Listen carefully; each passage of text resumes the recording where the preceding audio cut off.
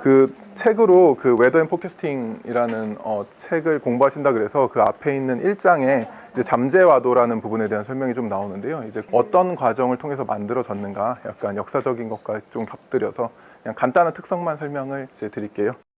네, 일단은 정의를 먼저 하겠습니다. 그러니까 어떤 현상을 서술하려면 이제 변수가 필요하잖아요. 그렇죠? 뭐 이게 관측을 하거나 아니면 그걸 나타내야 되니까. 그래서 우리가 굉장히 관심 있어 하는 여러 현상 중에 회전하는 현상이 굉장히 많은데, 이제 회전하는 현상을 설명하기 위해서 이제 변수를 설정을 해야 됩니다. 처음 이제 사람들이 여러 가지 방법을 통해서 설정했던 것 중에 하나가 이제 순환, 이제 서큘레이션이라고 불렀던, 그림처럼 바람을 관측을 하거나 아니면 모델에서 이런 식으로 바람장이 있다고 하면 벡터와 같은 바람이 존재할 수 있겠죠. 순환은 굉장히 간단합니다. 우리가 관심 있는 영역을 설정을 해서 그 영역을 이렇게 동그랗게 하나를 싸고 이 회곡선이 진행되는 방향으로 평행한 바람하고 적분을 합니다. 그러면 이제 저 순환의 값은 우리가 정한 영역의 이 회곡선의 길이와 딱 그 방향으로 내적한 바람의 크기가 곱해진 양이겠죠. 굳이 이럴 필요는 없지만 굳이 수학적으로 나타내면 요 DL이라는 굉장히 짧은 요 회곡선을 따라가는 어떤 벡터가 존재하고, 그 벡터를 이렇게 한 바퀴 내적을 혼자서 이제 적분을 하면 그냥 요 선의 길이가 나올 텐데, 거기에 U에 요거를 내적해서 적분을 하면 요 U라는 바람 성분 중에 DL에만 이렇게 내적되는 성분만, 그러니까 진행하는 방향의 평행한 성분만 뽑아지겠죠. 그 성분만을 뽑아서 원하는 영역을 이렇게 적분을 하면 요게 어떤 것이 순환하는 양이 됩니다. 그래서 예를 들어서 해류의 순환, 장점은 요 양이 물질을 따라서 보존됩니다. 그래서 예를 들어서 여기 바람이 흘러가서 이게 움직일 수 있겠죠. 하지만 질량을 따라간다면 모양이 이렇게 변하더라도 같은 질량을 보고 있겠죠. 그럴 때 이 C라는 서클을 통해서 적분한 이 감마라는 양이 보존이 됩니다. 그래서 굉장히 편안한 좋은 퀀터티이긴 한데 약간의 단점이 있습니다. 굉장히 큰 단점이 두 개가 있습니다. 우리가 정한 영역의 평균적인 값을 나타내는 것입니다. 요 지점 얼마나 도는지, 요 지점 얼마나 도는지, 요 지점 얼마나 도는지 이렇게 나타내는 게 아니라 평균된 영역을 뭉뚱그려서 이제 순환한 양을 나타내는 것이죠. 로컬한 컨턴티가 아닙니다. 그리고 이 패스의 사이즈를 크게 해주면 순환값이 커집니다. 당연히 그러겠죠. 뭐 L 값이 계속 곱해지니까. 그래서 결국은 영역, 내가 정한 영역에 따라서 막 값이 천차만별로 다릅니다. 그래서 물리적으로 10이면 강한 거고 뭐 갑이 뭐 5면 약한 거야, 이런 얘기를 할 수가 없겠죠. 그래서 이제 정의되는 개념이 볼티시티라는 개념입니다. 이 영역으로 이 감마라는 양을 나눠줍니다. 그럼 단위 면적당 순환량이 되니까 강도를 얘기할 수 있겠죠.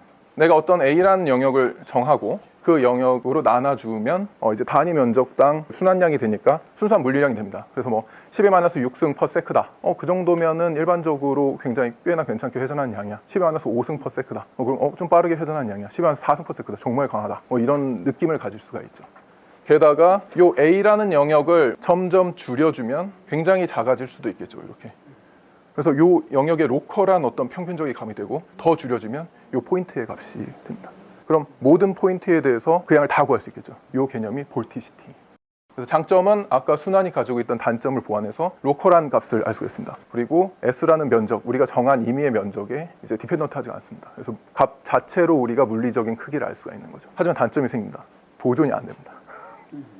보존되는 것이 굉장히 중요한 특성인데, 왜냐하면 어떤 값이 보존돼야 이제 이 값이 이렇게 흘러가서도 여기에 그 값을 가지겠구나라고 해서 쉽게 예측이 가능한데, 보존이 안 되면 사실 써먹을 데가 별로 없죠. 그래서 사실 잠재와도는 이 특성을 살리기 위한 것입니다. 와도가 가지는 장점을 그대로 살리면서 보존성까지 가지게 하려는 것이 목표입니다. 사실은 이 부분을 학교에서 많이 가르치지 않는 성향이 있어서 꼭 말씀드리고 가고 싶어서 넣었는데요. 요거를 이제 수학적으로 다시 계산을 하면 이런 식으로 다시 표현할 수가 있습니다. 요거 하나하나가 각 축의 각속도를 의미합니다. 확대를 좀 해서 보겠습니다.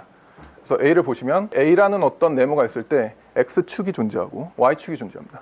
그러면 이 축이 이런 식으로 이렇게 돈다고 할 때, 이렇게 돌고 있다고 할 때 이 도는 각속도는 이걸로 정의할 수 있습니다. 각속도 곱하기 거리가 속도니까요. 그래서 이게 X축이 회전하는 속도입니다. 요거는 요축이 회전하는 속도겠죠. 두 개를 더해 놓은 것이 사실은 볼티시티, 와도입니다. 그래서 와도는 2차원인 평면에서 정의되기 때문에 X축과 Y축이 회전하는 각속도의 합이다. 그럼 어떻게 이 약점인 보존하는 방법을 해결을 할 것인가? 많은 고민이 있었고, 그 중에 가장 좋은 개념이 와도와 순환의 관계를 활용하는 것입니다. 아까 분명히 와도는 순환을 면적으로 나눠서 그냥 그 면적을 굉장히 줄여주면 그 로컬한 지점에 와도가 된다라고 말씀을 드렸죠. 그럼 반대로 그 와도에다가 면적을 곱해서 그 면적을 다 다시 더하면 순환이 되겠죠. 그러니까 이 프로세스를 반대로 돌리는 것이니까요. 굳이 수식으로 쓰자면 와도에다가 면적을 곱해서 그 면적을 원하는 면적에다가 다 더해주면 순환이 됩니다. 요거를 이제 뭐 스토크스 띠어렘이라고 하는데요. 그냥 물리적으로만 생각해 보시면 너무 단순합니다. 왜냐하면 단위 면적이라고 치면 이 벡터가 단위 면적의 와도여겠죠. 이 벡터를 다 더해 놓은 값이요. 그런데 이것과 이거를 더하면 서로 만나는 지역은 방향이 반대이기 때문에 상쇄가 됩니다. 여기도 방향이 반대니까 상쇄가 되죠. 안쪽에서 만나는 애들은 다 상쇄가 됩니다. 그리고 밖에 만나지 않는 것들만 다 더해지게 됩니다. 결국은 아까 말했던 그 순환의 개념하고 동일하죠. 물리적으로 그냥 그 증명이 필요 없는 과정입니다. 그래서 이 관계를 잘 활용하면 여기다가 면적을 잘 곱해주면 이게 보존이 될 수 있겠구나라는 생각을 할 수가 있겠죠. 순환이 되니까요. 요거는 분위기가 안 좋은 관계로 날씨가 안 좋은 관계로 그냥 지나가겠습니다. 참고 자료를 보십시오. 뭐 이렇게 복잡하진 않으니까 그냥 한번 그냥 따라해 보시면은 뭐 이렇게 복잡하진 않으니까 그냥 한번 날씨가 안 좋은 관계로 딱 한 가지만 말씀드리고 가면 이제 순환이 항상 보존되는 것은 아니고요. 밀도를 압력만의 함수로 나타낼 수 있을 때만 보존이 됩니다. 대기가 항상 이제 밀도가 압력만의 함수는 아닙니다. 왜냐면 P = ρRT잖아요. 그러니까 밀도가 압력과 온도의 함수이죠. 그런데 장점은 예를 들어 수납대기라고 생각을 하면 수납대기는 온도 변화가 없는 대기입니다. 그래서 밀도가 압력만으로 표시되는 대기고, 아니면 실제적으로는 등온이면을 따라가면 밀도가 압력만의 함수로 나타날 수 있습니다. 왜냐하면 등온이면을 따라간다는 거는 온도가 보존되진 않지만 온위가 보존되니까. 근데 온위는 온도하고 압력을 곱해 놓은 것이죠. 그래서 결국은 그걸 잘 풀어보면 압력만의 함수를 표시할 수가 있습니다. 그래서 온위면에서 잠재와도를 분석하는 이유가 거기에 있습니다. 굳이 수식으로 유도하지 않더라도 우리는 일상생활 잘 알고 있습니다. 사실 김연아 선수 덕분에 우리 피겨스케이트를 굉장히 많이 봤는데, 팔을 벌리고 돌다가 팔을 이렇게 오므리면 더 빨리 돌아야 된다라고 합니다. 운동량은 질량하고 속도를 곱한 것이죠. 거기에 이게 각을 따라서 도는 운동량이니까 중심점하고의 거리도 하나 더 곱합니다. 그 각 운동량이 보존된다고 합니다. 솔직히 말하면 저도 계속 공부하면서 각 운동량이 왜 보존되는가 모릅니다. 솔직히. 많은 실험들을 통해서 보존되는 것이 이제 밝혀졌고, 이제 안 보존되는 케이스가 아직까지 한 번도 없습니다. 그래서 일단은 믿어주시고, 결국은 질량이 줄 수도 없기 때문에 RMV 중에 M은 안 줄고, 만약 R이 줄면 여기 있는 V가 늘어야겠죠. 곱한 값이 유지가 되려면요. 경험적으로도 너무 잘 알고 계신 부분이죠. 그래서 사실은 요것과 순환이 보존된다는 건 같은 의미입니다. 표시만 좀 다를 뿐. 이제 본론으로 넘어가겠습니다. 이제 순환이라는 값이 물질을 따라서 보존된다라고 칠 때, 물질을 따라서 그 변화율이 0이라고 칠 때, 지구상에서 놓고 보면 뭐 이런 원통을 하나 생각할 수도 있습니다. 그렇죠? 그리고 그 원통의 면적을 델타 A라고 놓고 그 원통의 높이를 뭐 H라고 하겠습니다. 얘를 와도의 형태로 나타내면 아까 순환은 와도에다 면적을 곱해 준다고 했잖아요. 그렇죠? 그래서 와도 자체는 보존되지 않지만 와도에다가 그 면적을, 질량이 가지는 면적을 곱해주면 보존이 됩니다. 그래서 이 형태는 보존이 됩니다. 와도를 써도. 근데 문제는 이제 면적이 조금 이상하죠. 사실은 내가 면적을 항상 정해야 되니까요. 그래서 이걸 이제 일반화시키는 과정이 필요한데요. 이제 그 부분을 조금 더 설명을 하겠습니다. 이제 켈빈의 순환 정리는 일반적인 유니버설한 경우에 적용되는 것이고, 우리는 회전하는 프레임에 살고 있죠. 그래서 지구상에서 재게되면 이제 상대 와도랑 행성 와도를 다 더한 것이 실제 와도가 되고, 거기에 면적을 곱한 것이 보존이 됩니다. 지구상에서는. 왜냐하면 지구에서 F만큼의 회전량이 항상 존재하기 때문이에요. 사실은 지구는 이렇게 북극점을 중심으로 이렇게 돕니다. 그래서 이렇게 돈다라고 치면 여기 북극점에 있으면 그 도는 걸 다 느낄 수 있지만, 얘가 중위도로 내려와도 성분이 변하면 안 됩니다. 지구는 강체니까 동글동글 돌고 있으니까요. 그래서 사실은 우리는 중력 때문에 이렇게 이게 위쪽이라고 느끼는데, 그러니까 이쪽이 올라가는 방향이라고 느끼는데, 얘는 이런 식으로 서 있습니다. 이 성분 중에 이제 여기에 이 직각 성분 중에 내적되는 사인 위도만큼만 우리가 실제로 이렇게 회전하는 것으로 느낍니다. 왜냐하면 우리는 이렇게 회전하는 거에 관심이 있으니까요. 예.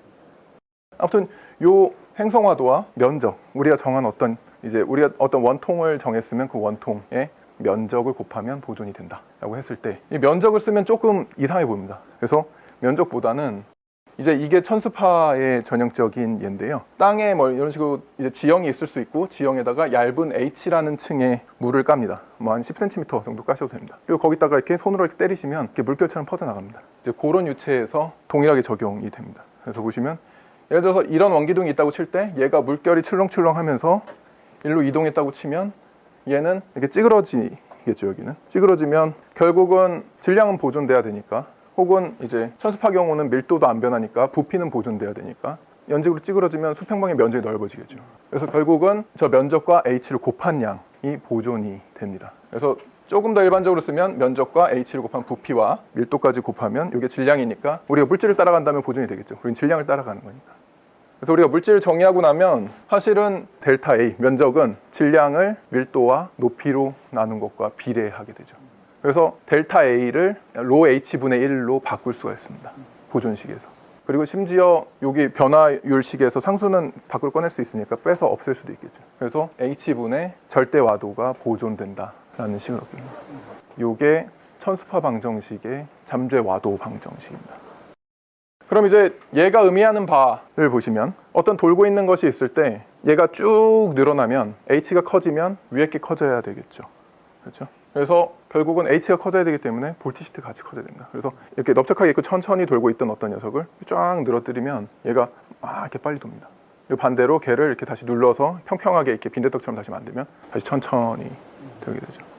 이제 그거를 지루하니까 제가 말로 하는 것보다 비디오를 한 편 보겠습니다. 지루하니까 지금 뭘 하는 거냐면요, 그냥 물을 이렇게 채널에다 놓고 운하처럼 물을 흘리는 건데요, 거기다가 이런 식으로 약간 언덕을 만들어 놓습니다. 언덕을 만들어 놓으면 여기 있던 어떤 유체가 올라오면서 여기서 이렇게 높이가 줄어들겠죠. 옆으로 빈대떡으로 이렇게 퍼지겠죠. 그럼 과연 그때 볼티시티가 줄어드는가? 그리고 반대로 다시 여기 있다가 일로 내려오면 다시 늘어나겠죠. 그럴 때 다시 더 빠르게 도는가? 그거를 확인하는 겁니다. 지금 저 식이 맞는가 틀리는가를 실제 보시면 이런 식으로 이제 회전을 주고 이렇게 돌고 있죠.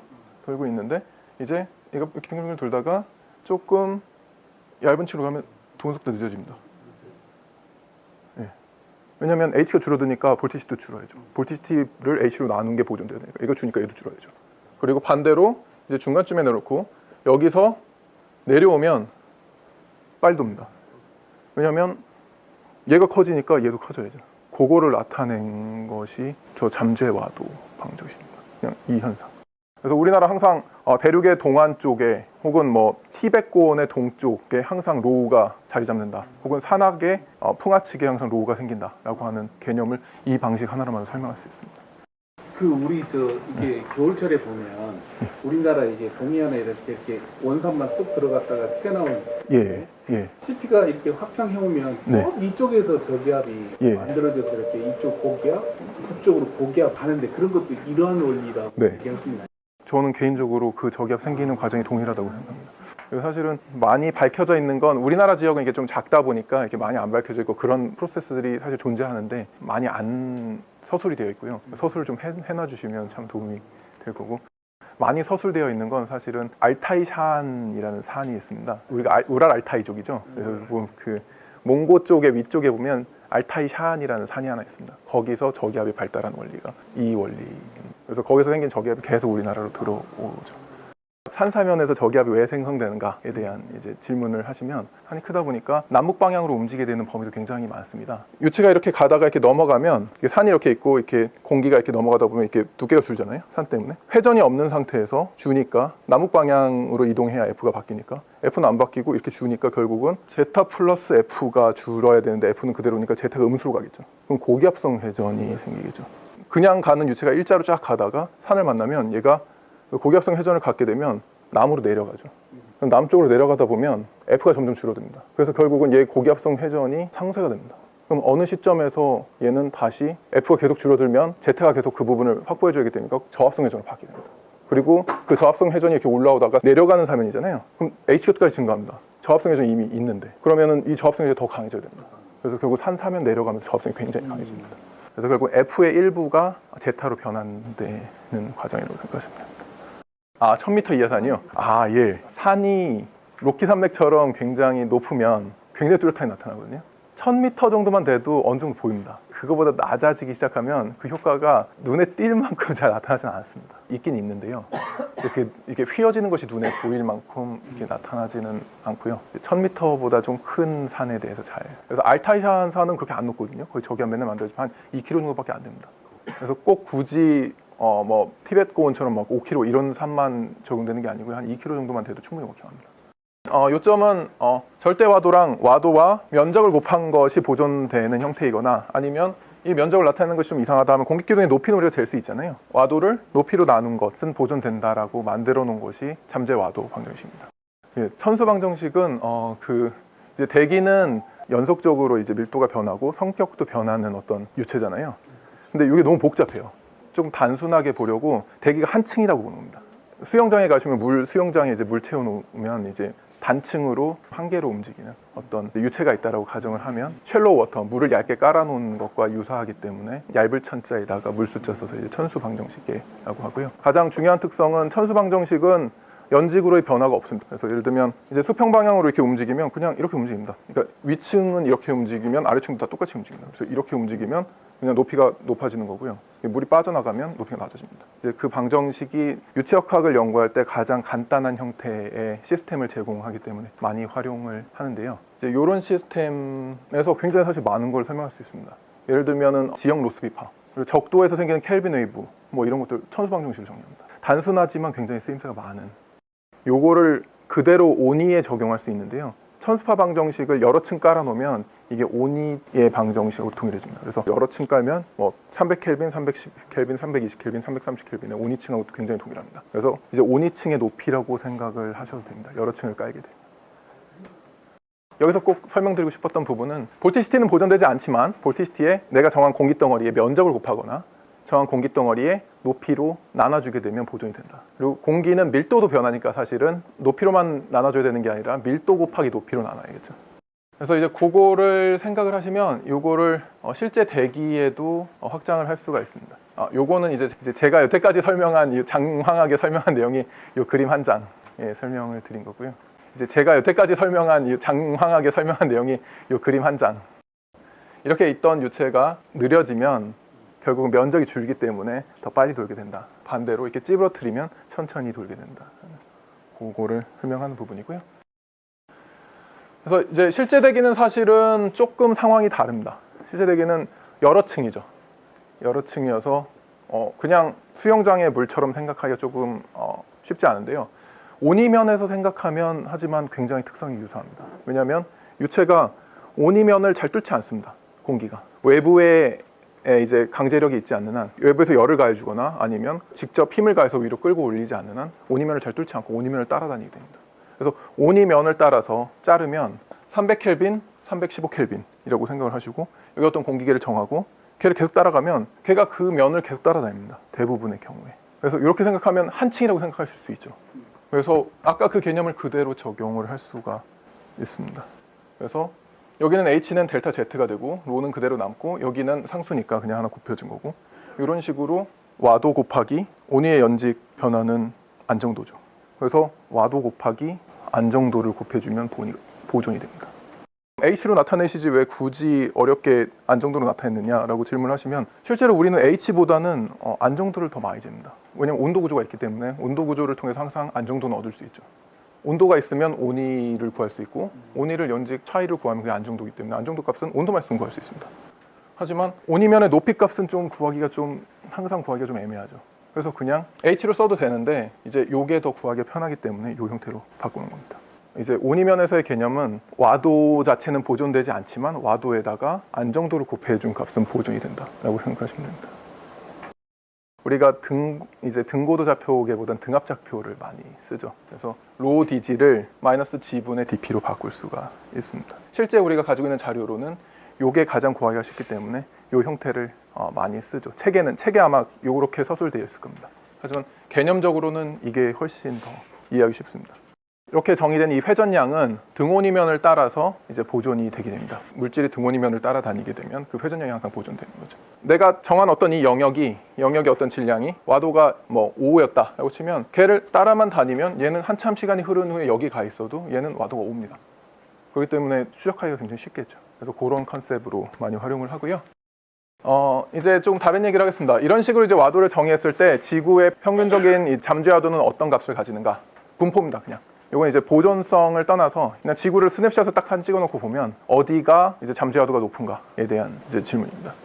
근데 잠재와도는 아까 설명드렸다시피 중요한 파트는 절대와도 곱하기 안정도라고 말씀드렸죠. 그래서 일단은 절대야도가 큰 지역은 잠재야도도 큽니다. 북쪽으로 가면 갈수록 절대야도가 크죠. 행성화도가 크니까요. 그래서 기본적으로는 이 파트 때문에 F가 북쪽으로 가면 커지기 때문에 북쪽으로 갈수록 잠재야도는 커지고, 그리고 대륙권은 안정도가 작지만 성층권은 안정도가 큽니다. 성층권의 이름 자체가 성층화되어 있다는 뜻이 이게 안정도가 큰 층이기 때문에 성층권으로 올라갈수록 이 값이 커집니다.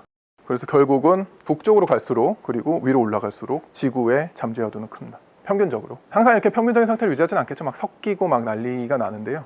중요한 파트는 또 여기에 있습니다. 검은색 선으로 칠해진 부분이 온위선입니다. 등온위. 특정하게 외부에서 강제력이 주어지지 않는 한 공기는 등온이면을 따라 다닌다고 말씀을 드렸죠. 성층권에 있는 공기가 이 등온이면을 따고 이렇게 내려올 때가 있습니다. 그리고 딱 우리나라가 보기 좋게 거기에 걸립니다. 그래서 우리나라에 사실은 저기압 발생이 많은 이유가 사실은 이런 특성 때문에 있습니다. 우리나라 위도대, 중위도대. 요 지금 빨간 선이 이제 대륙권 계면인데요. 대륙권 계면을 뚫고 이런 식으로 와도가 강한 공기가 굉장히 많이 들어옵니다. 그래서 뭐 저기압이 이렇게 생기는 데 도움을 주는 거죠.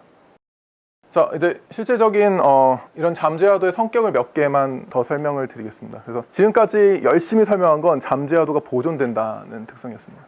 왜냐면 뭐 보존되게 정의를 했으니까 보존되겠죠. 사실 이거는 뭐 보존되게 만들려고 최선을 다했는데 보존되지 않으면.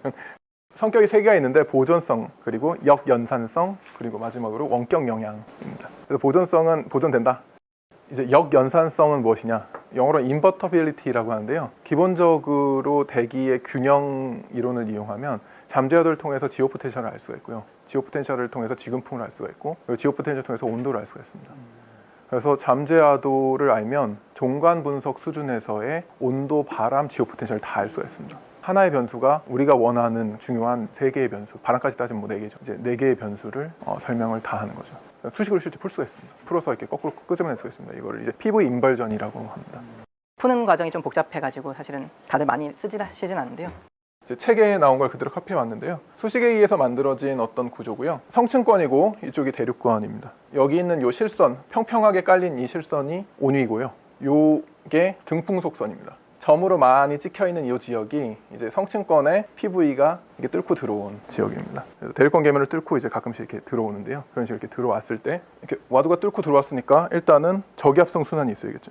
이런 식으로 도는, 이런 식으로 도는, 이렇게 도는 바람. 그리고 요거 조금 사람들이 많이 헷갈리는데요. 온위선이 끄집어 올라옵니다. 왜냐하면 잠재야도가 크다는 얘기는 이 값도 크지만, 저기압성 회전도 크지만 이 값도 크다는 얘기겠죠. 그 얘기는 온위선이 이렇게 큰 와도가 큰 지역을 중심으로 이렇게 모여 있다는 얘기겠죠. 여기 중간 지역을 조밀하게 만들려면 아래에 있는 온위가 이렇게 모여야겠죠. 위에 있는 온위도 내려오고 아래에 있는 온위도 올라가고.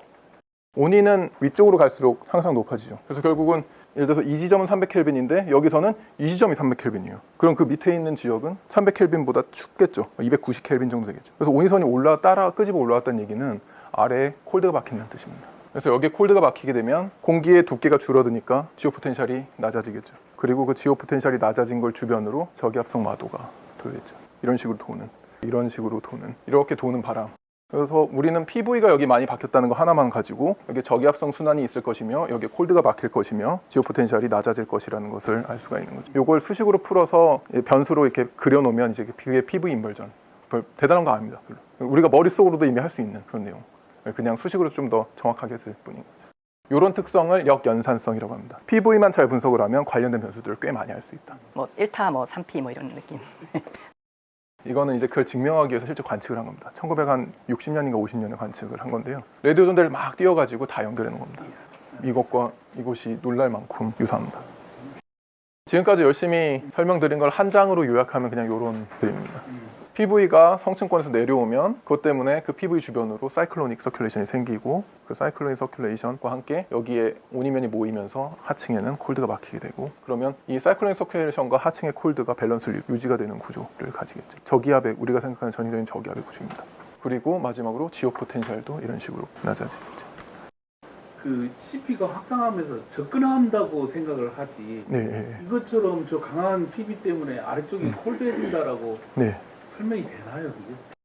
사실은 이제 제가 뭐 100%인 것처럼 설명드렸지만 100% 이건 아닙니다. 사실 콜드 어드렉션은 상당히 있죠. 이 부분이 한 절반 정도를 설명한다고 생각하시면 좋을 것 같습니다. 제가 볼 때는. 근데 이제 이렇게 생각을 하면 그간 우리가 좀 복잡하게 생각했던 종관기상학에 상층에 뭐 디퍼런셜 볼티시티 어드벡션이 있으면 뭐 상승 기류가 생기고 뭐 이런 현상들을 PV 하나로 굉장히 간단히 설명할 수가 있습니다. 사실은. 이 형태를 항상 유지하려고 한다라는 이론을 머릿속에 가지고 있으면 이제 이 형태를 만들어가는 과정으로 다 움직임이 생기는 거죠. 이 부분을 조금 더 설명을 드릴게요. 지금까지 이제 보존성하고 역연산성 부분을 설명드렸고 사실은 제일 중요한 부분을 역연산성으로 봅니다. 이 구조가 사실 제가 PV에서 제일 중요하다고 생각하는 구조입니다. 그리고 이제 마지막으로 이제 원격 영향이라는 성격이 있습니다. 원격 영향은 기본적으로 어떤 특성이냐면요. PV가 여기에 크다고 해서 여기에 대기에만 영향을 주는 게 아니라 주변에 퍼집니다. 약간 주변의 영향력이. 이게 이제 그냥 수식으로 푼 것인데요. 다른 데는 포텐셜 볼티시티가 전혀 없고요. 동그란 원이 있는 데만 포텐셜 볼티시티를 강한 값을 딱 줍니다. 그리고 그거를 역연산을 해보면요. 이제 온이선을 이렇게 일반적으로 깔고 이 포텐셜 볼티시티를 주변으로 아까처럼 온이선이 이렇게 모여야겠죠. 왜냐하면 강한 PV가 있다는 건 거기에 스태틱 스테빌리티도 강하다는 것이니까. 그리고 그 주변으로 이런 식으로 저기압성 회전이 생기죠. 근데 이 영향이 보시면 이 동그란 데만 영향을 주지 않았습니다. 주변에도 많이 바꾸게 되죠. 딱 동그란 데만 바뀌어야 되는데 여기가 PB가 있으니까 여기만 영향이 있는 게 아니라 이 PB의 영역보다 이 바람의 영역이 지금 더 넓습니다. 그리고 온도 구조도 딱 PB 있는 데만 바뀌고 여기는 안 바뀐 게 아니라 여기의 온도도 영향을 줍니다. 이유는 여기 있는 온이면 이렇게 올라가야 되니까요. 근데 굉장히 흥미로운 면이 있습니다. 여기 있는 포텐셜 볼티시티랑 균형을 이루기 위해서 온이면이 이렇게 붙기 시작하면 위에는 이렇게 줄어들면서 수축이 있지만 아래에 있는 애 입장에서는 어딘가에는 영향을 받지 않는 데가 있고 여기에 온이면은 멀어집니다. 그럼 여기도 사실은 포텐셜 볼티지가 보존돼야 되잖아요. 그러면 회전이 생깁니다. 그래서 여기다 그냥 PB 하나만 박으면 아래에도 회전이 생기게 돼요. 그래서 무슨 얘기냐? 보통은 위쪽에는 성층권이니까 성층권은 PB가 굉장히 많고 그 성층권의 PB가 트로포포즈를 뚫고 이렇게 들어오면 얘의 균형을 이루기 위해서 아래쪽에도 저기압성 회전이 생기게 됩니다. 이걸 이제 원격 영향, 리모트 임펄스라고 부릅니다. 나중에 좀 설명을 드릴 건데요. 이제 PV 관점에서 상층의 기압골 혹은 강한 PV가 하층의 저기압을 유도하는 한 가지 프로세스에 속합니다. 또 요게 이제 다시 하층하고 상층이 다시 커플되면 그게 이제 저기압이 빠르게 성장하는 구조인 거죠. 그래서 저기압이 성장하는 것을 이제 설명할 때도 PV로 설명을 하게 됩니다. 이 부분이 이제 기본적인 PV의 성격이고요. 그래서 보존성, 역연산성, 원격 영향 이제 세 개 특성이 이렇다라고 말씀드린 거고 다음부터는 PV가 종간 분석에서 어떻게 쓸 수 있는가에 대한 여러 가지 이제 스토리들이 있는데요. 그 중에 이제 제가 좀 이해하는 부분만 그냥 소개를 드리도록 하겠습니다. 이제 뭐 2015년에 가을쯤에 포텐셜 볼티시티를 매 시간마다 그려보면 뭐 이런 식으로 움직입니다. 대륙권 계면 근처인데요. 기본적으로 북쪽에는 포텐셜 볼티시티가 크고 남쪽에는 포텐셜 볼티시티가 작은. 하지만 얘가 보존되니까 덩어리가 하나 이렇게 떨어져 나오면 그냥 덩어리가 이렇게 유지되면서 계속 갑니다. 마치 어떤 플룸이 나오면 그 플룸이 이렇게 유지되면서 이렇게 가듯이요. 그래서 질량을 따라서 이렇게 보존되면서 계속 갑니다. 그래서 이런 식으로 계속 요동치는 학교에서는 이런 형태를 이제 파동과 비슷하다 그래서 로스비 웨이브라고 하죠. 로스비 웨이브도 별게 아니고 그냥 포텐셜 볼티시티 웨이브를 로스비 웨이브라고 부릅니다. 그래서 이런 식으로 이렇게 들어오면 여기는 이제 난리가 납니다. 그렇죠. 저기야. 그래서 일단 아까 그 설명드린 거 실제 얘기도 해서 이제 설명을 드려보면 뭐 1시간만 딱 잘라왔습니다. 1시간만 이제 뭐 같은 해 크리스마스여서 그냥 잘랐는데요. 아무 생각 없이 포텐셜 볼티시티가 이런 식으로 분포하고 포텐셜 볼티시티가 있으면 역연산 과정에 의하면 우리는 기본적으로 이 포텐셜 볼티시티 주변에 바람이 이렇게 있을 거라고 생각을 할 수 있습니다. 이런 식으로 실제 바람을 그려보면 이런 식으로 나옵니다. 그래서 일단 포텐셜 볼티시티만 있으면 기본적으로 그 주변에서의 순환장 정도는 이해할 수 있는 거죠. 그리고 그 다음에는 상층에만 보여줬지만 하층에도 원격 영향이 있기 때문에 그 조금 아래 500헥토파스칼에도 동일하게 저기압 형태가 나타나고 심지어 850까지도 내려옵니다. 이 정도 규모의 저기압은 서피스까지 연결되어 있습니다. 그래서 그 원격 영향이 실제 일기도에도 계속 나타나게 되는 거죠. 아까 제가 가장 좋아하는 그림, 중요하다고 생각한다고 말씀드린 이 그림을 가지고 포텐셜 볼티시티가 들어오는 경우에 저기압이 왜 발달하는가 혹은 포텐셜 볼티시티가 이렇게 들어오게 되면 그 주변으로 상승 기류가 어떻게 형성이 되는가에 대한 설명을 조금 드리고자 합니다. 기본적으로는 이제 중위도 대기는 항상 이 구조를 유지하려고 노력을 합니다. 그래서 예를 들면 여기 어딘가를 이렇게 잘랐다라고 칠 때 포텐셜 볼티시티가 이런 식으로 내려와 있겠죠. 그리고 그 밑에는 콜드가 박혀 있고 그 주변은 사이클로닉 서큘레이션이 있을 겁니다. 하지만 대기는 멈춰 있진 않죠. 대기는 항상 움직입니다. 움직이다 보면 균형이 깨지게 되고 그 균형을 다시 맞춰가는 과정이 사실은 연직류가 생기게 됩니다. 종관적인 관점에서. 그 중에 대기의 가장 전형적인 특성은 상층으로 갈수록 제트 때문에 편서풍이 강해진다는 성격입니다. 무슨 얘기냐? 이 구조가 동일한 속도로 이렇게 밀려가는 것이 아니라 위쪽이 더 빠르게 밀려가는 것이죠. 네, 그래서 얘가 이렇게 밀려가면 얘가 따라오면 그냥 이 구조 그대로 유지하면서 가겠죠. 그런데 얘가 먼저 밀려가면 얘 밑에는 분명히 콜드 코어가 있어서 온이면이 이렇게 올라와야 되는데 그 구조가 없습니다. 그럼 얘는 그 구조를 만들려고 대기가 모션이 시작됩니다. 이 온이면을 가지고 올라오는 방법은 그냥 이 온이면 그대로 가지고 올라오면 되죠. 상승 기류가 있으면 이 온이면이 내려옵니다. 그리고 반대로 이 온이면 내려야겠죠. 그럼 하강 기류가 존재합니다. 그래서 결국은 이런 식의 윈드 시어가 존재하면 이 볼티시티 동쪽으로 이동한 이 오면에서는 상승 기류, 얘가 빠지는 이 서쪽으로는 하강 기류가 생깁니다. 이 컨셉이 우리가 그 종관기상에서 많이 설명하는 디퍼런셜 볼티시티 어드벡션. 하층의 볼티시티 어드벡션이 약하고 상층의 볼티시티 어드벡션이 굉장히 강하면 볼티시티 어드벡션이 강한 지역에서는 상승, 네거티브인 지역에서는 하강이 존재한다. 이 컨셉입니다. 기본적으로 이 구조를 유지하려고 하는 성향 때문에 나타나는 거죠. 동일한 현상이지만 이제 이 설명이 좀 더 쉽죠. 막 이렇게만 설명을 하면 약간 약장수 같으니까요. 이제 실제로 일어나는 일은 역학적으로 PV를 보존하기 위해서 이런 모션이 생깁니다라고 하면 설명이 제일 편한데 PV는 사람이 만든 어떤 값일 뿐이고 사실은 프로세스는 조금 세세하게 일어납니다. 실제 일어나는 것을 설명드리면 포텐셜 볼티시가 굉장히 강합니다. 그러면 그 주변으로 저기압성 순환이 굉장히 강하죠. 이 저기압성 순환은 하층의 콜드에 의해서 이제 받쳐져야 되는데 하층이 콜드해야 여기에 지오 포텐셜이 낮고 지오 포텐셜이 낮으니까 여기에 저기압성 회전과 균형을 이루죠. 근데 문제는 상층만 먼저 이동을 합니다. 하층은 가만히 있는데 지오 포텐셜은 그대로 있는데 바람만 여기가 셉니다. 여기만 저기압성 회전이 셉니다. 그렇죠? 운동량만 이동을 하니까요. 그래서 여기에 저기압성 회전은 굉장히 센데 가운데 저기압이 없습니다. 로가 있어야 이제 그 저기압성 회전하고 균형을 이루는데 기압 경도력은 없고 코리올릭 폴스만 존재하는 거죠. 그러면 코리올릭 폴스 방향으로 발산해 버리겠죠, 바람이. 그래서 여기에 저기압성 회전이 이쪽으로 이동하게 되면 균형을 못 이루고 발산하게 됩니다. 그럼 여기서 공기가 발산하니까 아래에서 공기가 끌려 올라오겠죠. 그러면 끌려 올라게 되면 얘가 점점 차가워지겠죠. 그럼 얘가 점점 차가워지니까 여기에 기압골이 자리 잡기 시작하겠죠.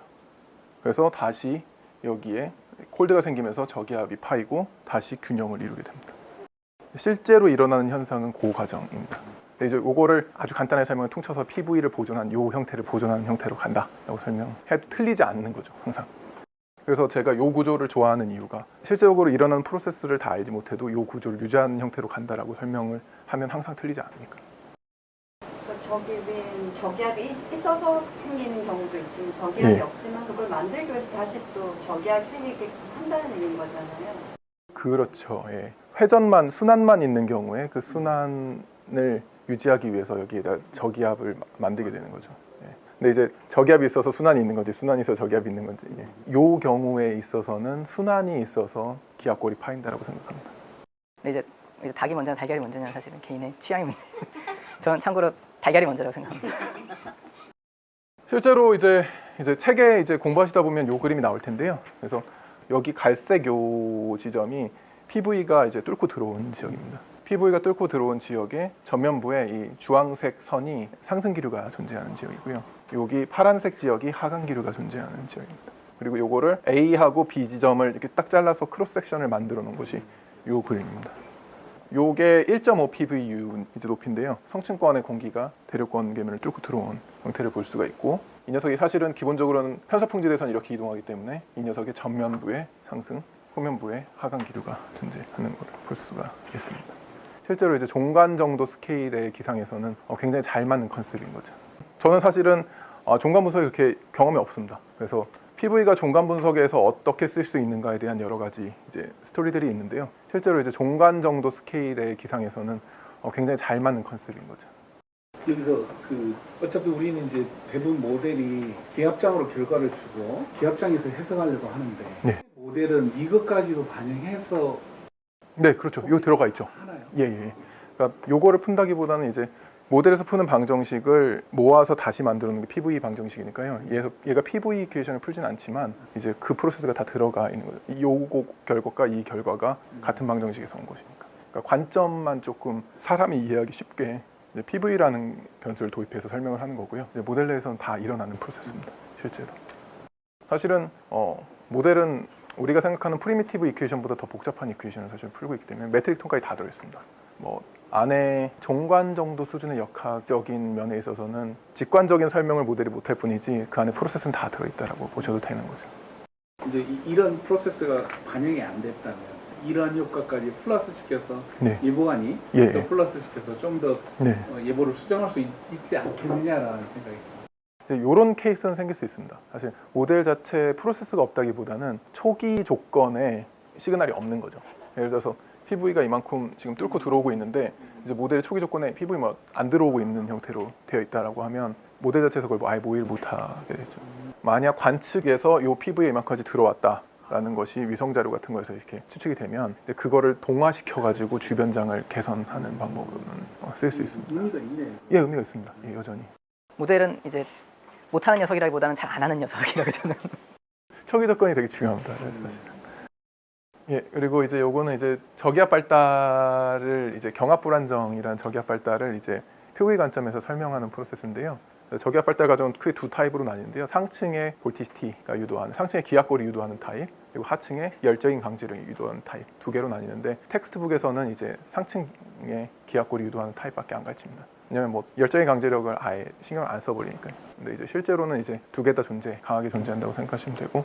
아주 간단히는 책을 읽어보면 이렇게 설명을 하고 계실 겁니다. 이 컨셉은 상층이 유도하는 저기압 발달 과정입니다.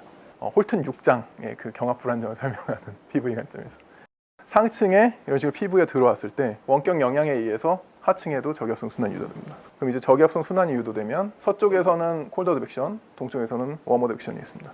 웜 어드벡션이 있는 지역에 하층에서 PV가 또 유도가 됩니다. 그럼 그 하층 PV가 다시 상층의 리모트 리스폰스를 줘서 이제 상층의 PV를 강화한다. 상층이 하층을 강화하고 하층이 상층을 강화하는 구조를 가지고 있다. 이게 PV 관점에서의 저기압 발달 이론입니다. 근데 뭔가 석연치 않습니다. 솔직히 말하면 전 이 과정을 굉장히 싫어하는데요. 조금 너무 잘나신 분들의 간단한 설명인 것 같고요. 제 관점에서는 상층에 저기압이 있으면 하층의 기압골이 파인다는 것까지는 이해하겠습니다. 원격 영향까지는 괜찮습니다. 근데 PV가 뚫고 들어오면 저기압성 PV가 웜 어드벡션에서 저 위치에 정확하게 유도되는가 좀 전 의심스럽습니다. 왜냐하면 웜 어드벡션이 강한 지역은 여기가 아니라 여기거든요. 지금. 그래서 저는 이 설명을 아직도 조금 석연치 않아 합니다. 물론 이 방송이 유튜브를 타지 않길 바랍니다. 홀튼이 이제 뭐랄까 한글을 모르시니까 상관없습니다. 훨씬 직관적인 설명은 아까 상층에 양의 PV가 들어오고 상층의 편서풍이 강하기 때문에 얘가 이 전면부의 상승을 유도하고요. 이 상승이 빨아 올리기 때문에 이쪽엔 스트레칭 때문에 저기압성 회전을 유도합니다.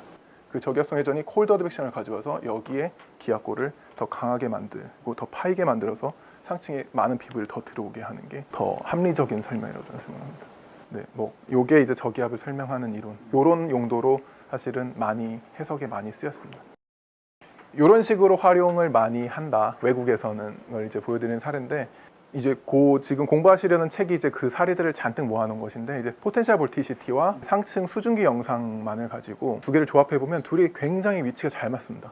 그리고 PV에 대한 조그만 이해가 있으면 이제 주변에 어떤 상승 기류가 있고 어디에 저기압이 있어서 여기에 수증기가 많구나, 대류가 있구나 이런 것을 맞춰볼 수가 있는. 사실은 여기 검은 영역, 암역대가 성층권 공기가 들어온 곳입니다. 왜냐하면 성층권 공기는 수증기가 굉장히 적기 때문에요. 그래서 성층권 공기가 들어오면 거기는 무조건 들어야 합니다. 그래서 대부분 암역대가 이렇게 생기면 성층권 공기가 들어왔다고 생각하시면 되고 성층권 공기는 PV를 많이 가지고 있습니다. 평균적으로.